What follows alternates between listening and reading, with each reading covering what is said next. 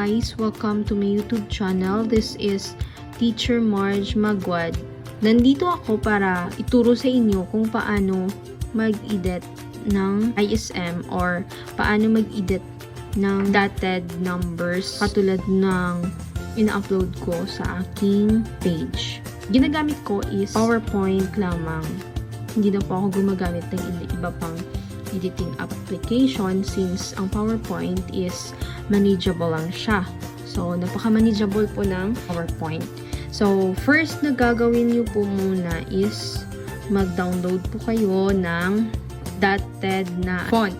Yan po ang gagamitin natin sa ating activity. Pumunta lang po kayo sa Google Chrome ninyo kasi nakapag-download na po ako at saka hindi ko siya na-record. Search nyo lang po yung K-primary dots. Open natin muna yung PowerPoint.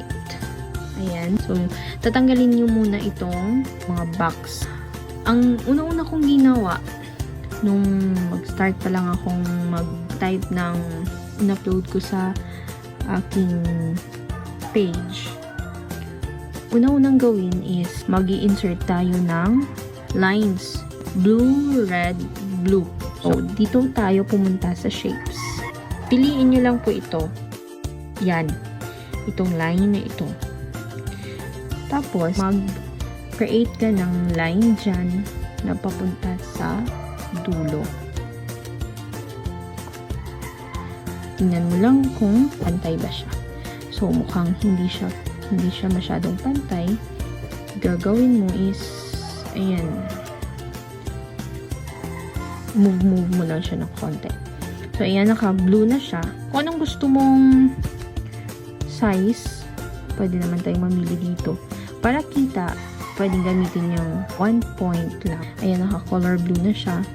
And then, gagawin mo is copy-paste mo lang siya. Control-C and then Control-V. Ayan. So, gagawin mo itong color red kasi sa gitna siya. Ayan. Then, copy-paste ulit. Control-V. Ayan. As what you can see, makikita nyo sa gilid na pantay sila. Yan yung palatandaan na pantay yung gilid at gilid. Yung gilid dito, tsaka yung gilid doon. So, yan. So, ayan na. Gagawin natin is, gawin itong blue. Or blue, ayan.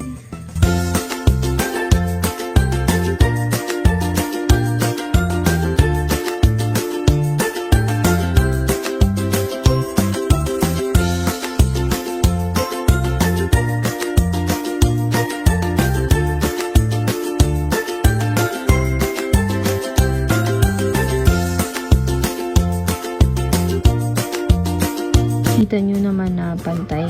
Malalaman nyo pag pantay na siya kasi naglalagay ng line dun sa gilid. Ayan, pantay siya.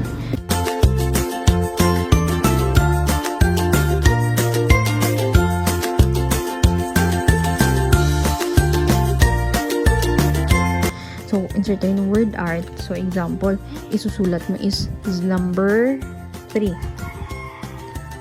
So, number 3. Ang usual na ginagamit kong font size is 100 kasi kasyang-kasya siya doon sa ginawa ko. So, papakita ko sa inyo yung na-download ko na K-primary dots. Yan siya. K-primary dots. Ano lang siya?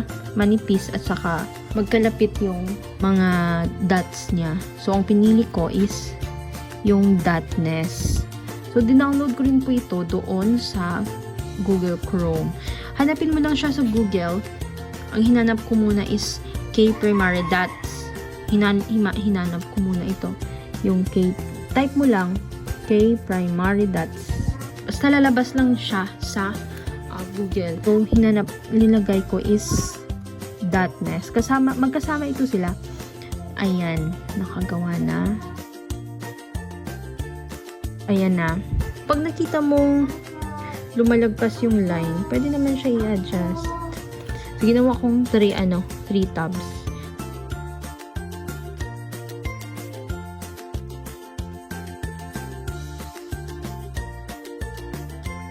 saktong-sakto sa gagawin mo. Ayan siya. Dapat sa gilid lang. Ayan. 3 tabs. 1, 2, 3. Ulit. 3 ulit. 1, 2, 3. 1, 2, 3. I-adjust mo siya na ilagay sa gitna. Proportion lang sila. So, ayan na siya. So, ang ginawa ko, hindi na ako magsusulat sa ikalawa. Copy-paste na lang. Ayan. Copy. And then, paste.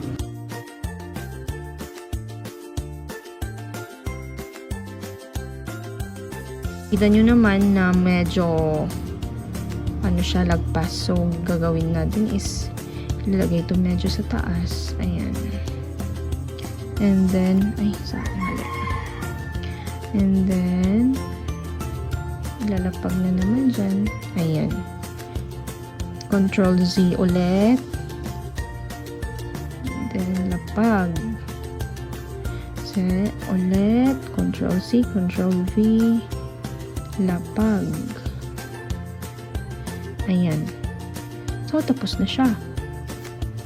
Ganyan lang siya, guys, kadali. Ganyan lang siya kadali. Ayan na siya. So, paano siya gawing picture? So, ayan na siya. Kita nyo na. Gagawin nyo is save as. Punta kayo palagi sa save as. Kayo na maghanap kung saan ilalagay. So, for example, dito ako maglalagay. So, ang gagawin mo, pipindutin mo siya dito. Yung save as type, PowerPoint yan eh. PowerPoint. So, gagawin mo, pipindutin mo lang dyan. And then, pipindutin mo yung JPEG. Kasi, pag na-save siya, magiging picture siya. Ayan, JPEG format. And then, lagyan mo lang siya ng title. So, example, number 3 dot. And then, save. Magtatanong si PowerPoint kasi pag madami kang ginawa ng mga slides, magtatanong siya if lahat ba ng slide or just this one. Kung gusto mong i-save yung lahat ng slide na nandun, pindot mo yung all slide. Pero if gusto mo yung current lang na yung edit mo, pwede mo lang ipindot dito yung just this one. So, isa lang naman siya. Pwede natin pindutin yung all slides. So, each slide in your presentation has been saved in the folder. Ayan. So, tingnan natin yung ginawa natin dito. Dito siya sa, ayan. Number 3 dot. Ayan siya. The final output ng ating ginawa. So, ang dali lang, diba? If hindi mo mahanap yung font na sinasabi ko yung K-Primary Dots, ilalagay ko dito sa description box yung website ng pagkukuhanin mo ng font na ito. So, thank you so much and God bless.